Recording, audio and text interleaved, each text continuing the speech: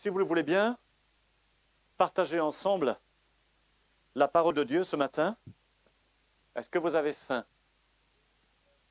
Je ne parle pas de l'horaire. Hein? Je parle bien du contenu biblique. La fin de la parole de Dieu. La fin de la parole de Dieu. Nous avons commencé une série que nous avons intitulée,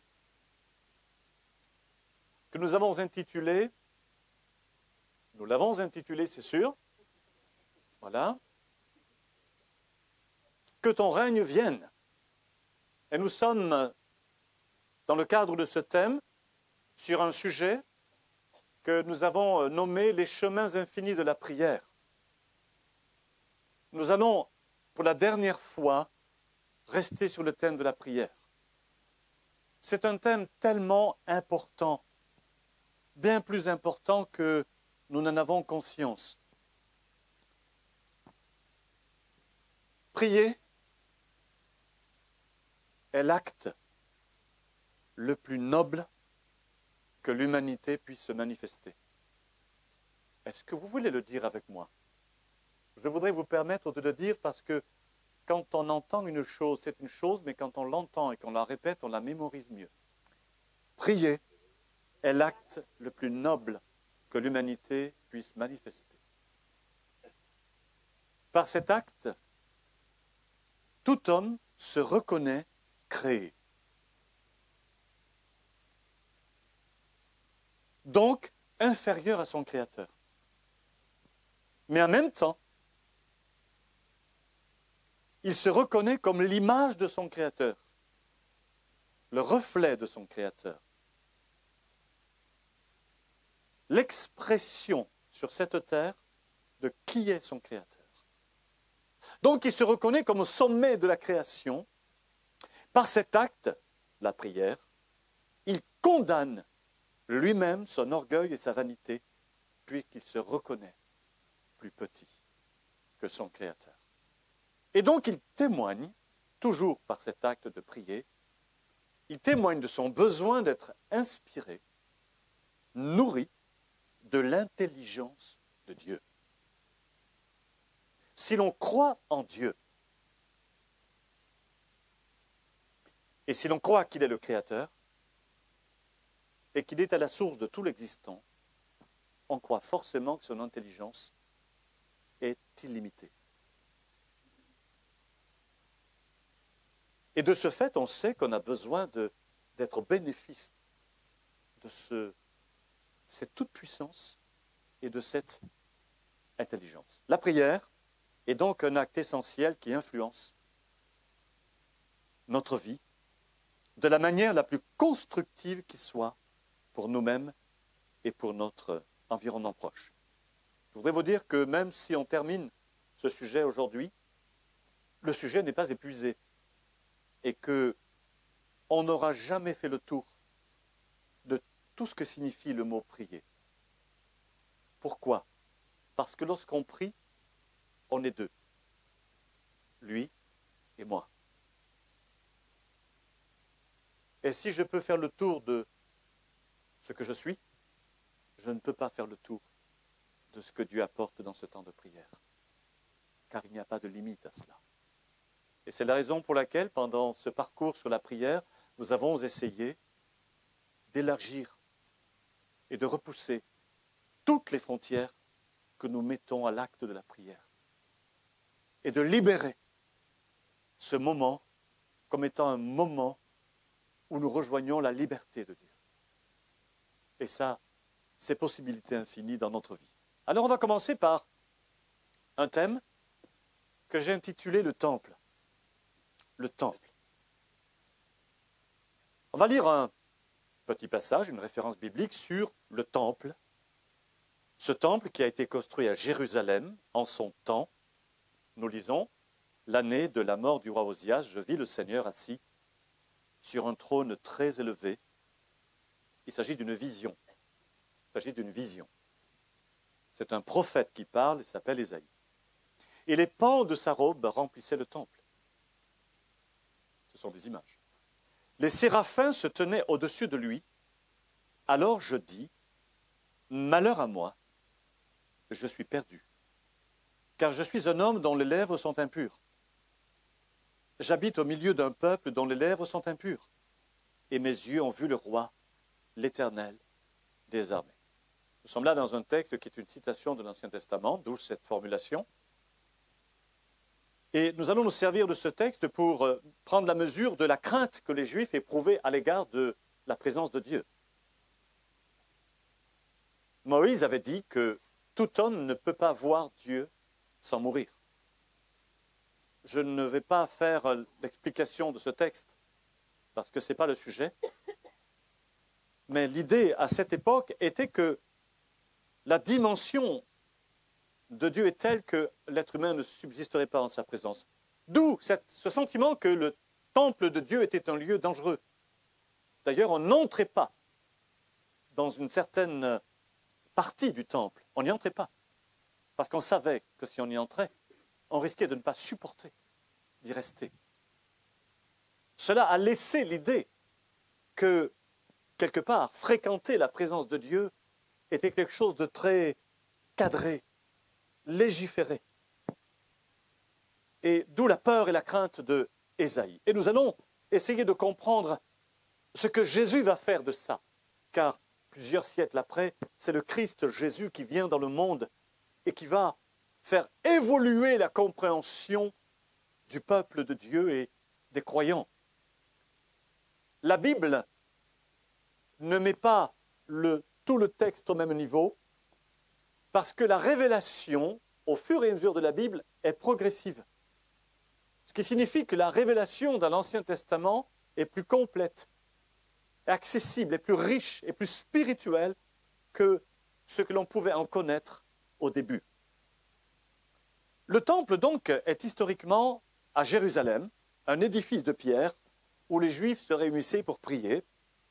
Et bien entendu, c'était le symbole de la présence de Dieu à Jérusalem. C'était extrêmement respecté, et même c'était craint pour les raisons que je viens de citer. Et cette compréhension de qu'est-ce qu'est le temple, à quoi il sert, va évoluer avec Jésus qui arrive sur le terrain public.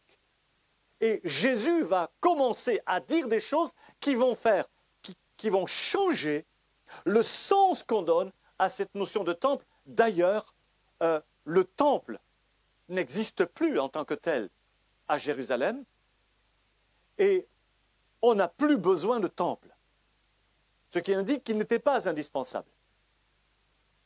Et Jésus va dire ceci, et nous allons citer Jésus, il va expliquer que la notion de temple n'est pas reliée à cet édifice, à un édifice construit en pierre. Le temple tel qu'on le conçoit, qui est un bâtiment, peut aussi être tout à fait autre chose, et c'est de cela dont nous allons parler en relation avec le sujet de la prière. Nous allons donc écouter Jésus. Jésus va dire cette phrase dans Jean 2, 21, je vais citer le début de la phrase que je n'ai pas mis dans le texte.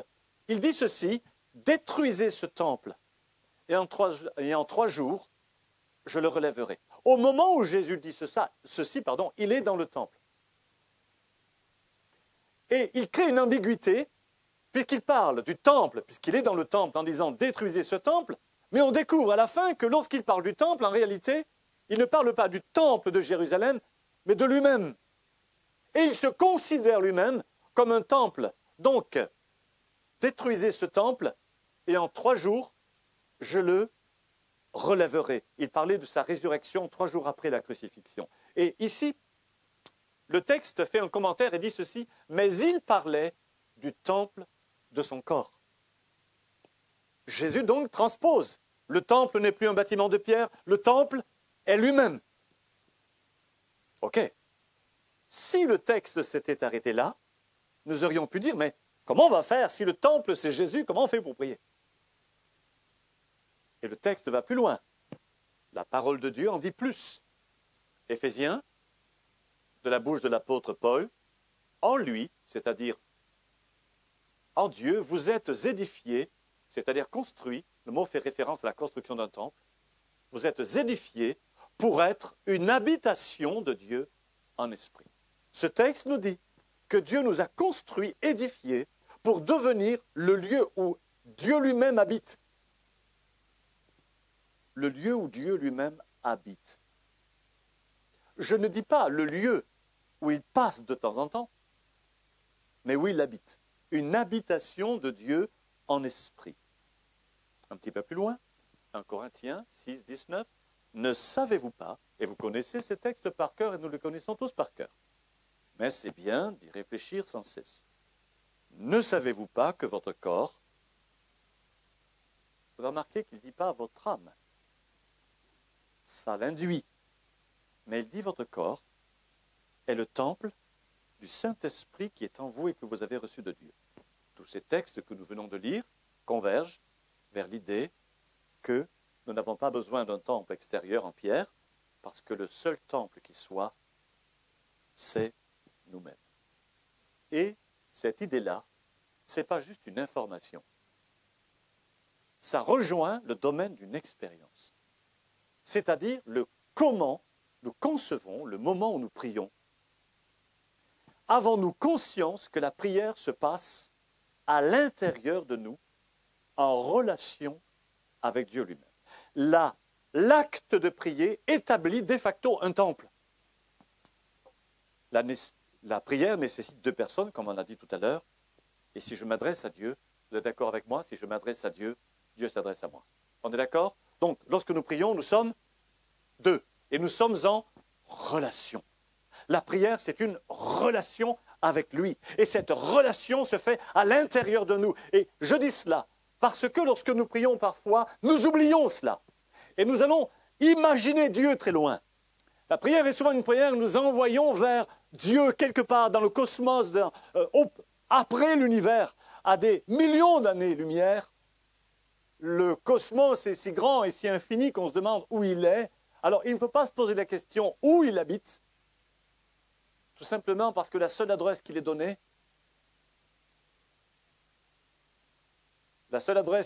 pour qu'on puisse savoir où il est, c'est en moi.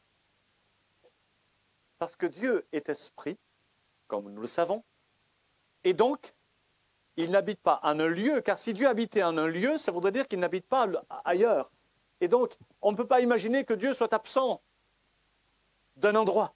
Il ne peut pas être absent d'un seul endroit de l'univers, d'où la notion d'omniprésence de sa personne, parce qu'il est esprit, il n'est pas un corps, il est esprit, il est présent partout. Ça nous dépasse parce que nous sommes coincés dans le corps, et de ce fait, on ne peut pas conceptualiser l'idée que quelqu'un puisse exister sans être dans un corps. Mais le jour où vous allez mourir, moi aussi, on va faire l'expérience qu'on peut vivre sans son corps. Parce que le corps, c'est une chose, l'esprit qui l'habite, c'est autre chose.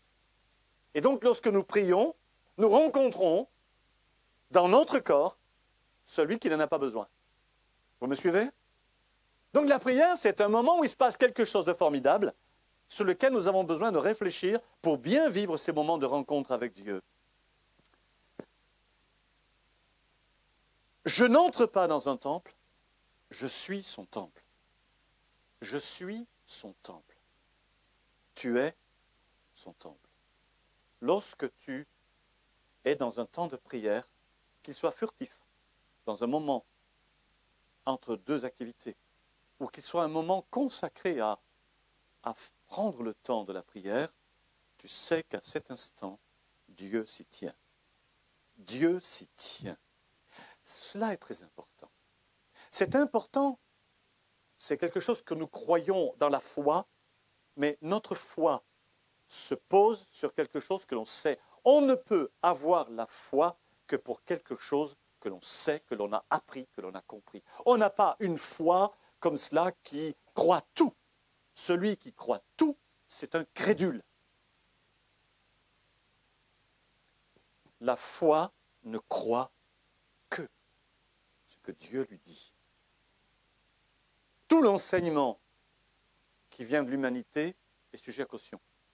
Mais l'enseignement qui vient de Dieu ne peut pas être sujet à caution. Donc, nous sommes dans cette idée que la prière, c'est un moment où je sais qu'il est en ma présence. Je veux insister là-dessus afin que chacun puisse s'emparer de cette idée qu'il est ce temple où Dieu est toujours et forcément présent, même si je ne ressens rien, même si je n'entends rien, même s'il me semble qu'il ne se passe rien, en réalité, tout se passe là, il se passe quelque chose, il est en ma présence et je suis en sa présence. Et je voudrais nourrir cette certitude, nourrir cette foi, afin que chacun n'ait pas de doute ou de trouble, ou ne soit pas en questionnement avec cette expérience de la prière, mais que chacun puisse se dire, Père, je m'approche de toi parce que je sais sur la base de ta parole qu'au moment où j'ouvre mon âme devant toi, tu es présent dans ce lieu, je suis ton temple, tu habites en moi, et tout ce qui va se passer dans ma vie chrétienne, toute l'inspiration dont j'ai besoin se trouve dans ce moment-là. Tu es avec moi. Je ne me fie pas à mes ressentis. Je me fie à ta parole, à l'expérience que tu m'invites à vivre et que toi-même tu as vécu lorsque tu as dit démolissez ce temple, détruisez ce temple. En 3 jours, je le relèverai. Jésus est le temple. De son côté, il est le temple et il a fait de nous son temple. Cette notion de temple, réfléchissez-y.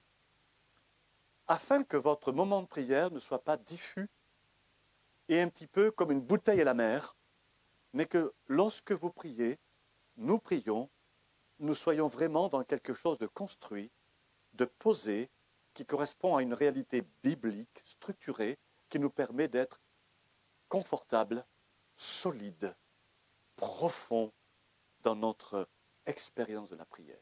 Je voudrais à travers cette réflexion juste que depuis les plus jeunes aux plus anciens, chacun cultive cette notion de ce temple que je suis et qui accueille Dieu à tout instant de ma vie. Amen. Amen.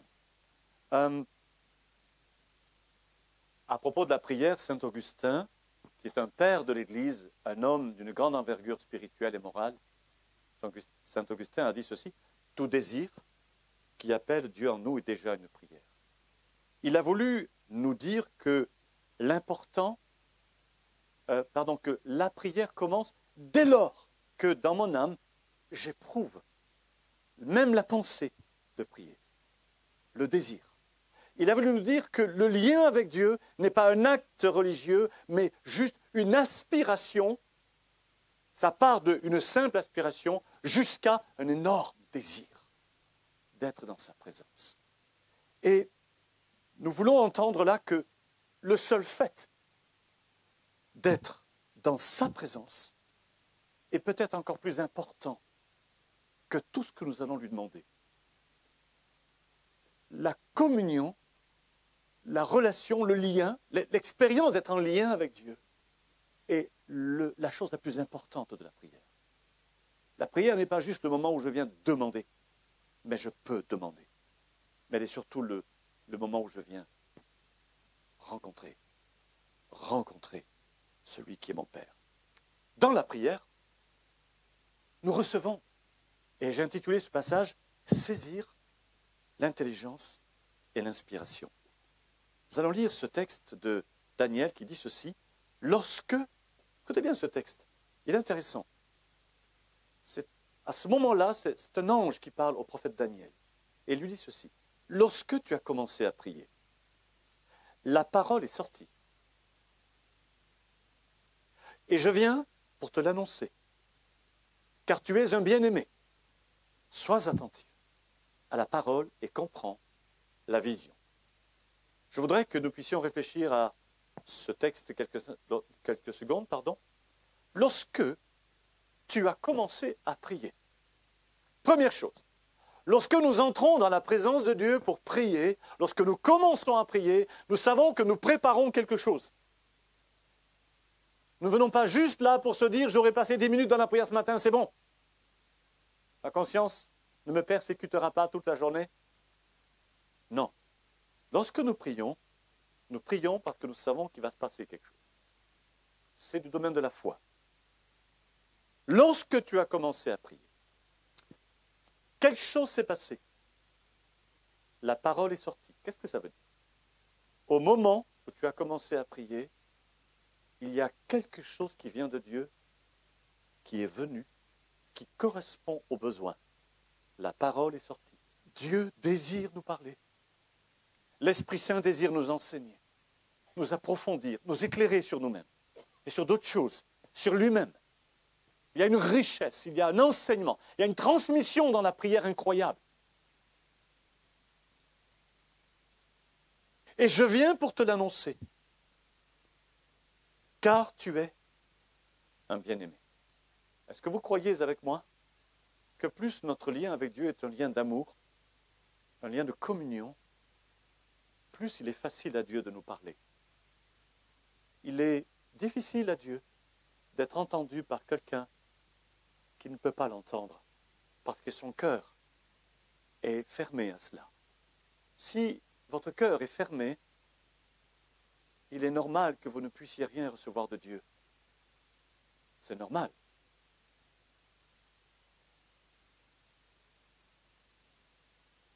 Il ne peut parler qu'à celui qui entend.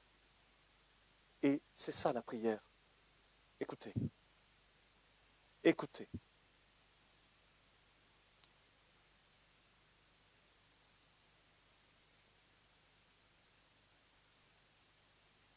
Pendant ce temps de prière, la parole sort, c'est ce qu'on a entendu, et écoutez bien avec moi. Nous sommes là. Sois attentif à la parole. Au moment où nous prions là, nous sommes tous dans un temps de prière, ok? On est là dans un temps de prière, un temps de communion avec Dieu. Et regardez bien. Sois attentif à la parole, et juste après, il y a une précision, et comprends la vision. Une parole de Jésus induit une conséquence. Et c'est ce que le texte appelle la vision. Toute parole de Dieu induit une vision. Dieu ne parle pas juste pour le fun. Quand Dieu parle, c'est parce que dans cette parole qui est prononcée, il y a une densité. Il y a quelque chose qui induit un avenir, une conséquence. Si quelqu'un entend une parole de Dieu ou connaît une parole de Dieu, si vous connaissez tout le livre de Lévitique par cœur, ce dont je ne doute pas, vous êtes heureux. C'est un peu d'humour. Mais ça ne vous sert à rien. Parce que connaître des textes bibliques ne sert à rien. C'est juste du capital religieux emmagasiné. Moi, quand j'étais petit, le prêtre me disait que je devais faire « Dis notre Père ». Je faisais « Dis notre Père ». Je ne vous dis pas la vitesse à laquelle je les faisais. Et la vitesse était proportionnelle au nombre de copains que j'avais qui étaient déjà en train de jouer au football devant l'église. Donc j'emmagasinais du religieux, je connaissais tout et je connaissais tellement la messe quand j'étais tout petit. Ma grand-mère m'amenait à la messe et je ne me moque pas, il n'y a pas d'humour dans ce que je fais. Enfin, il y en a un petit peu, mais c'est de l'humour sain, ce n'est pas de la moquerie. Et donc j'allais accompagner toutes mes vacances ma grand-mère à la messe et à force de m'ennuyer à la messe, j'avais appris tout le discours. Je pouvais répondre à toutes les interpellations du prêtre. « Le Seigneur soit avec vous. » Et moi je répondais « Et avec votre esprit. » Et là, ma grand-mère disait, on va en faire un curé. Elle ne s'est pas trompée de beaucoup, quand même. Vous pouvez connaître la messe par cœur. C'est une parole de Dieu. Vous savez, la parole de Dieu, c'est comparable au Big Bang. Le Big Bang, c'est le mystère d'une absence, d'un vide absolu, dans lequel apparaît, pour des raisons totalement incompréhensibles et non élucidées, une énergie absolument incroyable, inconcevable, qui va, en un dixième de seconde, déclencher la naissance de l'univers. C'est scientifiquement inconcevable. C'est le mystère le plus grand des scientifiques. Eh bien, voyez-vous, la Bible dit que Dieu, allez, trouvez-le. Création. Dieu dit une parole. Une parole de Dieu, boum! Bon, là, on fait court, hein, on fait de la vulgarisation scientifique. Hein. Dieu dit. Et cette parole amène à ce que la chose existe. pas d'explication, on n'entre pas dans le sujet, ce n'est pas notre thème de ce matin. Qu'est-ce que nous sommes en train de dire? Sois attentif à la parole et comprends la vision. Si la parole de Dieu n'induit pas une conséquence dans notre vie, elle n'a servi à rien. Car la parole de Dieu a comme but de produire une vision, c'est-à-dire dessiner un sens, dessiner un projet pour ma vie. Elle dessine une certaine conception de notre existence. La parole de Dieu est quelque chose qui produit une lisibilité sur ce que peut être ma vie. Pas sur ce qu'elle est, sur ce qu'elle peut être, sur ce que je suis capable d'être, sur ce que je peux devenir en tant qu'homme, en tant qu'être humain. Et c'est cela le règne de Dieu. Le règne de Dieu, dit Jésus, est venu au milieu de vous. Pourquoi faire? Pour que cette parole, chaque parole de Dieu, produise quelque chose qui est une vision pour ma vie. Si quelqu'un vient vous voir et vous dit « j'ai une vision pour ta vie », méfiez-vous, c'est peut-être la sienne. Mais si c'est une parole de Dieu qui vous dit « j'ai une vision pour ta vie », ne vous méfiez pas. C'est une parole de Dieu, une vision. Et je voudrais dire ceci, c'est qu'on me reproche parfois, je le sais, de focaliser trop l'enseignement de la parole de Dieu sur le besoin humain, sur le besoin relation, couple, relation enfant, relation jeunesse, conjugale, sur la guérison intérieure. Pourquoi? Parce que j'adore la psychologie? Non. Parce que si une parole de Dieu ne produit pas une vision qui améliore l'être humain dans son quotidien, alors elle ne sert à rien. Parce que le but de Dieu, ce n'est pas de faire de nous des statues qui prient toute la journée. Dieu n'a rien à faire de nos schémas religieux et de nos traditions religieuses et de nos temples. Ça ne l'intéresse pas du tout. D'ailleurs, il n'y participe pas. Là, je fais un petit peu d'extrait. Je veux dire que ce qui intéresse Dieu, c'est comment sa personne, sa parole va changer ma vie à son image. C'est la seule chose qui m'intéresse. C'est la raison pour laquelle la prière est un de ces moments où précisément Dieu se donne le droit de me donner une vision, une parole, une intelligence, une compréhension des choses qui va orienter ma vie. J'étais un jour, je crois que j'ai déjà raconté ça, c'est pas grave. À mon âge, on a un petit peu déjà la tendance à répéter les mêmes choses. J'étais dans un temps de prière, comme vous-même. Et j'étais seul, j'étais dans mon bureau. Et là, à un moment donné, simplement, c'est comme si, c'est très, très étrange, hein, c'est comme si j'avais vu comment Dieu ferait à ma place. Comme si j'avais compris comment Dieu ferait à ma place. Comment il ferait avec mon épouse, comment il ferait avec mes enfants, comment il ferait avec les gens, qui il serait, qui je serais, ou qui il serait à ma place. Et ça m'a donné ça a créé un tel impact en moi. C'est comme si j'avais soudain reçu de lui que sa paternité était d'une telle richesse, d'une telle compassion, d'une telle patience et d'une telle vision pour les gens qui sont autour de lui, avec ce projet d'en faire des êtres incroyablement ressemblants à lui-même. C'est juste une expérience personnelle, bien sûr. Mais oui, c'est le projet de Dieu. Et même si le message que je vous apporte aujourd'hui ne devait rien changer à votre vie, alors ce message-là, je l'ai donné pour rien. Je veux dire par là que, en tout cas pas pour rien, parce que pour moi, personnellement, je retiens assez bien mes prédications. Donc ça m'aide. Mais moi, je peux vous dire que lorsque je vous apporte un message, je le partageais avec un frère il n'y a pas longtemps, s'il n'a pas touché mon cœur à moi, alors je ne pense même pas à vous l'apporter à vous. Parce que je pense que la parole de Dieu doit déclencher quelque chose en nous. Elle ne doit pas faire de nous des monuments de connaissances doctrinales. Elle ne doit pas faire de nous des théologiens, quoique ce n'est pas interdit. Et ce n'est pas un mal, au contraire. Elle doit faire de nous des hommes meilleur. Selon l'idée de Dieu, meilleur. Selon sa vision à lui. La parole qui déclenche la vision dans ma vie. S'il n'y a pas de vision dans notre vie, on ne sait pas où on va. On fait au jour le jour, avec les outils du moment, les réactions du moment. Mais s'il y a une vision dans notre vie, on sait ce qu'il faut éviter pour aller là où l'on doit aller.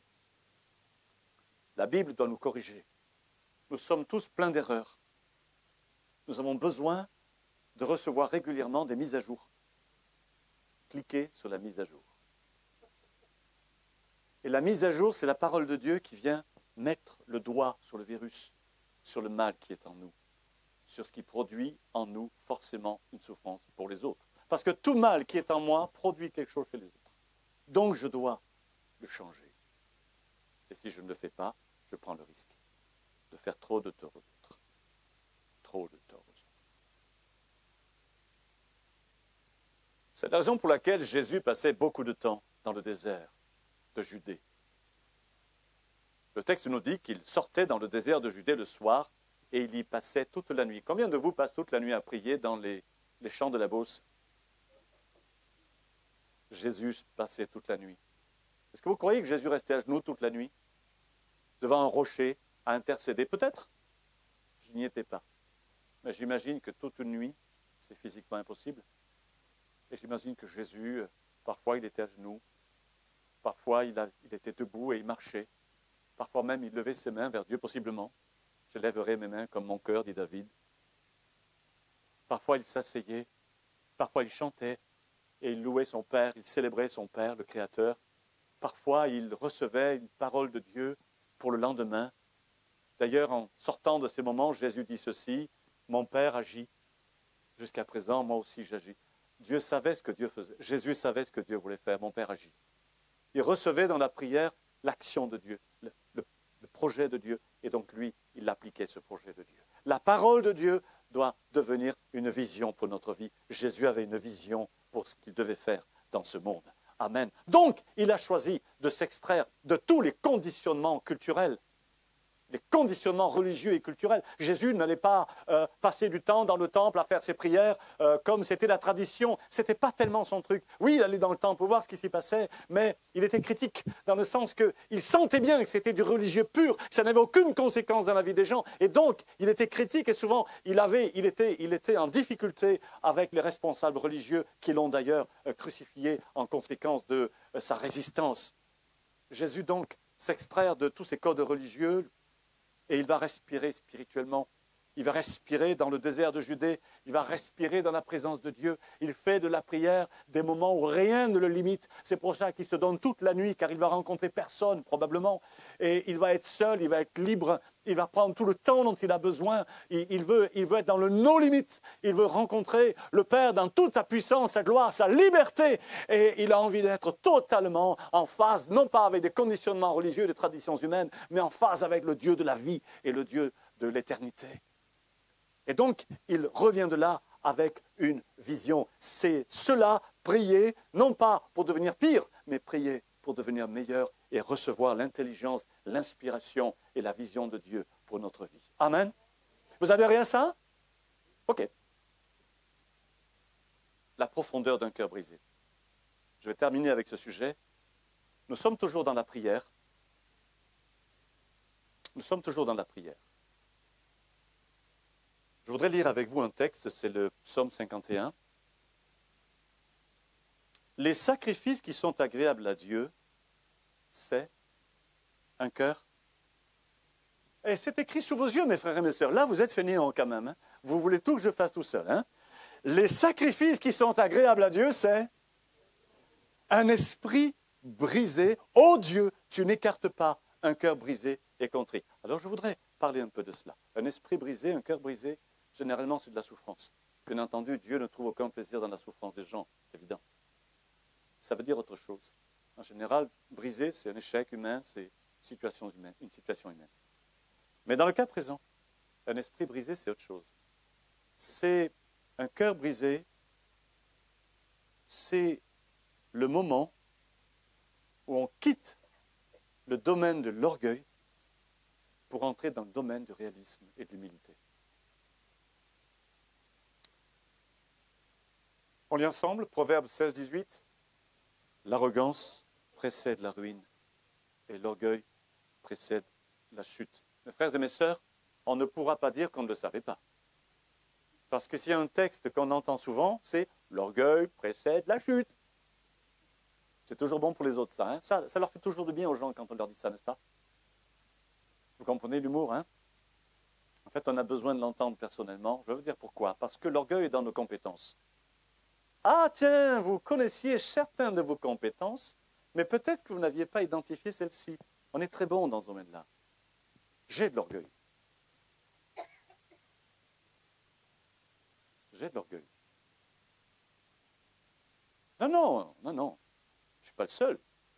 Vous aussi. Je ne vais quand même pas m'exposer à ce point-là. Nous avons de l'orgueil. Nous avons en nous un orgueil. Alors, jusqu'à un certain point, l'orgueil est une réaction qui, jusqu'à un certain point, est importante. On a besoin de, non pas un orgueil, mais une conscience de ce qu'on est. On ne doit pas se laisser détruire par autrui ou diminuer. On doit savoir qui on est. Mais l'orgueil, c'est dans son expression destructrice. L'orgueil, c'est-à-dire une supériorité telle que l'on en devient insensible à l'autre et à ses besoins. Parce qu'on est trop polarisé sur son point de vue et sur son soi-même. Et lorsqu'on en est dans cet orgueil-là, dans cette attitude-là, on ne peut pas être utile aux autres. Est-ce que vous remarquez ici quelque chose? Les sacrifices, c'était quoi? Dans l'Ancien Testament, c'était quoi les sacrifices? Même dans le Nouveau d'ailleurs. C'était les sacrifices d'animaux. Et pour être pardonné, on faisait des sacrifices, vous le savez. Oui ou non? On faisait des sacrifices et bon, voilà. Mais ce texte dit ici, les sacrifices, c'est bien. C'est bien le sacrifice. Mais ce qui plaît à Dieu, plus que les sacrifices, c'est un cœur qui renonce à l'orgueil. Ça plaît. Pourquoi? Parce que c'est dans le projet de Dieu. Ça, c'est dans le projet de Dieu. Pardon, qui renonce, oui, c'est ça, un esprit brisé, qui renonce à l'orgueil. Ça, c'est dans le projet de Dieu. Les sacrifices, cela, il les fallait. C'était un symbole pour comprendre qu'un innocent allait payer à la place du coupable et qui représentait ce que le Christ allait faire à la croix. Donc, dans ce sens, ça avait un sens, bien sûr. Mais mieux que cela, ce que Dieu voulait, c'est que les hommes eux-mêmes identifient leur péché, leur mal, leur orgueil et acceptent d'y renoncer. Nous avons le pouvoir de renoncer à notre orgueil. Nous sommes capables de nous identifier nous-mêmes et de nous dire ceci, je ne suis pas obligé d'être victime de mon orgueil. Mon orgueil est là, mais je peux en faire quelque chose. Nous pouvons en faire quelque chose. L'orgueil n'est pas qu'on appelle ça, une fatalité. Même si nous avons une fragilité avec cela, il n'est pas invincible. Et ce que la parole de Dieu nous propose, c'est d'accepter un cœur brisé. Le cadre de la prière est vraiment un cadre dans lequel nous pouvons identifier notre orgueil. Vous savez, parfois on est dans la vie courante. Hein? Votre épouse arrive, votre mari arrive, et il vous fait la petite sortie, là, le petit reproche, le truc que vous n'étiez pas prêt à entendre. Ça vous arrive? La chose que vous n'étiez pas du tout prêt à entendre. Et vous ne vous y attendez pas, et boum! Et là, vous sentez que vous revenez au Big Bang du début. Il y a un Big Bang émotionnel, poum, qui fait en vous, poum. Et vous êtes dans une colère. Vous avez envie de lui renvoyer la même chose fois 10. Hein, que c'est comme ça que ça marche quand on est vexé, irrité, blessé dans notre amour-propre et notre orgueil. Vous savez ce qui est blessé là-dedans, ce n'est pas la justice, c'est notre orgueil. C'est vrai ou pas? Dites-moi quelque chose. Dites-moi oui quand mon épouse me dit des trucs dont j'ai horreur. C'est mon orgueil qui est blessé, c'est pas ma femme qui a tort.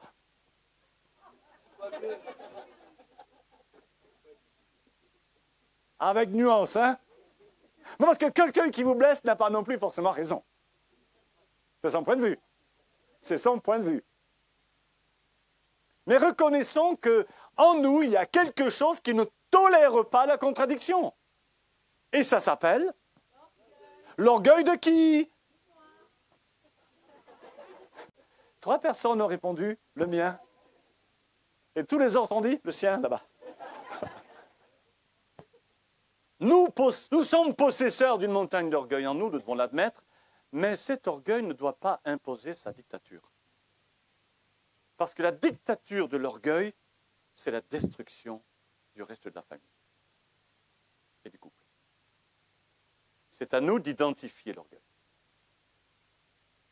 Parfois, l'orgueil se transforme en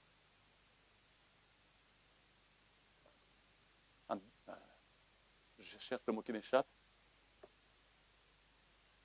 L'orgueil est tellement possessif et autoritaire. Oui, c'est une dictature, mais je cherche un autre mot qui m'échappe, ce n'est pas grave. L'orgueil est un process qui se nourrit de lui-même jusqu'au terme de cela qui est la ruine. Ça ruine quelqu'un à côté. Le cœur brisé, c'est là le chemin nécessaire de chacun de nous. Un cœur qui accepte d'être humble, qui accepte sa fragilité, qui accepte avec réalisme sa part de faillibilité, sa part d'erreur, sa part de faute, sa part d'égarement, et qui sait dire oui, c'est vrai. Ça coûte? Oui, ça coûte cher. Quand votre épouse ou votre mari vous fait une remarque qui vous blesse, il n'y a rien de pire que de dire oui, c'est vrai, tu as raison. C'est très dur de faire ça. Il faut être très fort pour faire ça. Il y en a qui y arrivent? Votre conjoint vous blesse un grand coup, là. Ce n'est pas intentionnel, mais alors ça vous boum, boum. Et là, vous lui dites, oui, c'est vrai, tu as raison. Si c'est le cas, c'est que votre cœur est déjà brisé. Votre esprit a appris l'humilité, le réalisme, et c'est une force incroyable dans votre vie. Ça contourne cette espèce de méchanceté qui peut sortir de nous, le monstre qui est en nous, vous savez. Alors on va avancer. On va avancer. L'une des forces les plus puissantes qui soient en nous, c'est la force de l'habitude. C'est celle qu'on a le plus de mal à changer. Nos habitudes de fonctionnement. Vous savez, on a appris à vivre dans un certain sillon, et c'est devenu une telle habitude qu'on ne sait plus faire autrement, on ne sait plus se changer soi-même. C'est dans la prière que ça se passe.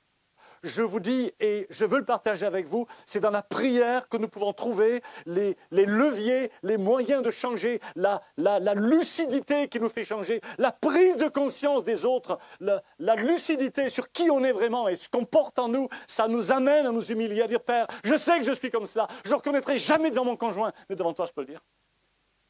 Je suis comme ça. Et même le dire devant Dieu, c'est déjà une belle victoire. Une des forces les plus puissantes qui soit est celle de l'habitude. Nous répétons toujours sans cesse ce que l'on a toujours fait, comme si on était incapable de dépasser ces blocages en nous. Alors, renoncer à l'orgueil, qui nous prive de la capacité à dire ce que nos proches ont besoin d'entendre. J'ai mis des visages pour que ce ne soit pas juste des leitmotivs, mais que derrière tout ça, il y a quelqu'un. Il y a forcément quelqu'un derrière.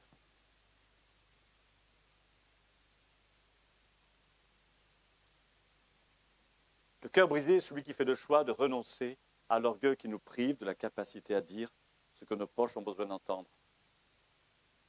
Nos enfants ont besoin d'entendre certaines choses. Nos conjoints ont besoin d'entendre certaines choses. Il y a des mots qui sont indispensables dans la vie familiale. Je suis dans la famille là, en ce moment. Et quand ils ne sont pas dits, ces mots, c'est une grande pauvreté dans une famille.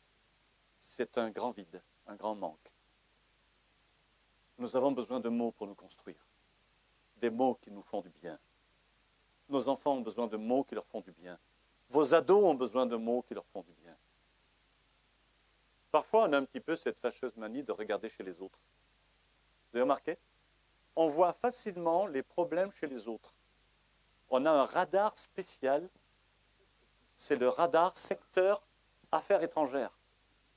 Bip, bip, ça scanne tout ce qui se passe dans la famille des autres. Tu as remarqué le fils d'un tel? Tu as remarqué sa fille, comment elle s'habille?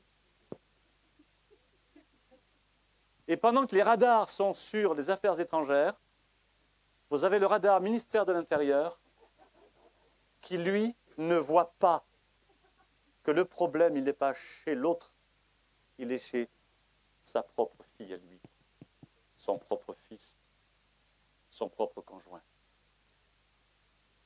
Et notre intérêt, ce n'est pas les affaires étrangères, c'est le ministère de l'Intérieur. C'est ce qui se passe chez nous.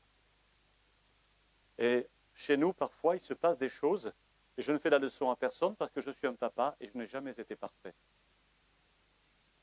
C'est que parfois, effectivement, nous ne savons pas dire ce qu'on serait un devoir de dire si on avait le cœur brisé, le cœur du Père, le cœur humble, qui n'a pas peur de dire les choses. Demander pardon à son enfant, demander pardon à son fils, à sa fille, demander pardon à son conjoint. Ça coûte, hein? C'est pas facile, hein? Parce que Monsieur Orgueil est encore là, mais on peut le dépasser. C'est dans la prière que ça se passe. Je suis pasteur depuis 35 ans et j'ai souvent vécu avec des parents qui ignoraient totalement ce qui se passait chez leurs enfants, qui venaient me le raconter à moi. Et je me suis souvent demandé comment je devais faire, sachant que l'enfant ne m'avait pas demandé de dire aux parents. Le problème de l'enfant, c'était si je le dis à mon père ou à ma mère, comment il va m'accueillir. Si ton fils ne peut pas te le dire, c'est qu'il a identifié chez toi qu'il ne peut pas l'entendre. Donc il ne le dira pas, donc tu ne le sais pas, donc tu regarderas ailleurs. Mes frères et mes sœurs, le cœur brisé, il regarde chez lui. Dans cette humilité de se dire, et chez moi, comment ça se passe? Le cœur brisé est celui qui fait le choix de renoncer à l'orgueil, qui nous prive de la capacité à entendre ce qu'ils ne savent pas nous dire. Parce que l'orgueilleux, il ne veut pas savoir ce que pensent les autres. Ça ne l'intéresse pas de savoir de quoi souffre son enfant parce qu'il est imbu de ses idées. Donc, on n'identifie pas ce qu'ils ne savent pas dire. Là, c'est un ado. Il se pose la question, si seulement je pouvais dire à mes parents ce qu'il y a dans mon cœur. Mais je ne sais pas s'ils ont le temps de m'écouter. Le cœur brisé est celui qui fait le choix de renoncer à l'orgueil, qui nous prive de la capacité à pardonner sur le champ les mots qui nous ont blessés. L'orgueil ne pardonne pas. Il ne tolère pas l'accroc à son autorité.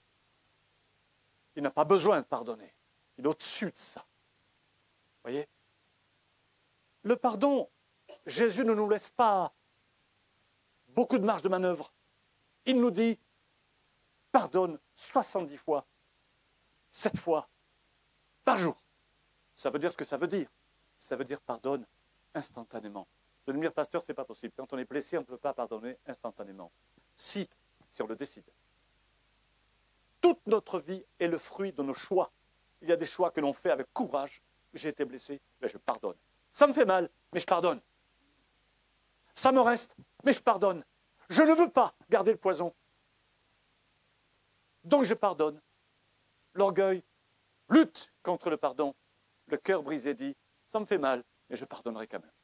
Parce que je ne veux pas vivre dans le ressentiment, l'amertume et la blessure en permanence. Donc je pardonne instantanément. Jésus dit, ne prends pas de recul. Dis pas, je vais consacrer 3 mois de réflexion sur le sujet. Non, je vais pardonner tout de suite. Tout de suite. Et quand j'ai pardonné tout de suite, c'est après, il n'y a plus qu'à tirer sur le fil. Ça va jusqu'au bout, le processus. Vous l'aimez bien celui-là, hein, je le sens. Hein. Au culte de 9h, ils l'ont bien apprécié aussi. Le cœur brisé est celui qui fait le choix de renoncer à l'orgueil qui nous prive de la capacité à aimer sans sélectionner, reconnaissant en l'autre la gloire du Seigneur. Combien de vous reconnaissez la gloire du Seigneur chez cet homme? Bon. Oui, c'est bizarre, hein. Vous avez remarqué qu'il y a des gens, on a du mal à les a du mal à voir la gloire de Dieu chez eux, hein? Pourtant, Dieu la voit, sa gloire, dans cet homme-là. Il y a la façade, l'apparence, et il y a l'intérieur qu'on ne voit pas. Et nous ne devons pas juger quelqu'un sur sa façade. C'est un mensonge, la façade. Toutes les façades sont des mensonges. Elles cachent juste ce qu'il y a derrière. Une fois, j'ai reçu une dame dans mon appartement. J'étais tout jeune pasteur avec mon épouse. Elle est venue nous voir. C'était une très belle dame. Une très belle dame. Bien arrangée. Bien maquillée. Et je l'ai revue spontanément, 2 mois après, nature. Je lui ai dit, bonjour madame. Elle m'a dit, vous ne me reconnaissez pas? Je lui ai dit, non, pourquoi? Nous nous sommes déjà rencontrés. Elle n'était pas maquillée, c'était vraiment quelqu'un d'autre. Hein. Franchement, vive le maquillage. Hein. C'est pas toujours ce qu'on a prêché dans les églises, mais personnellement, je n'ai aucun doute avec ça. Hein.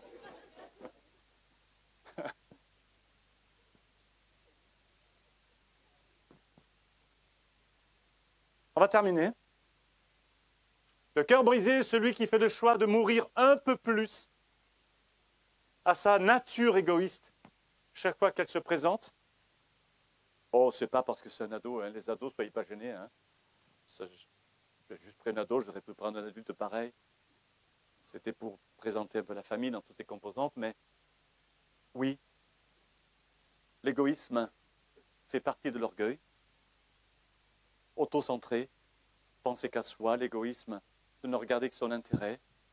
Nous avons besoin aussi de mourir à l'orgueil pour devenir plus ouverts aux besoins de l'autre.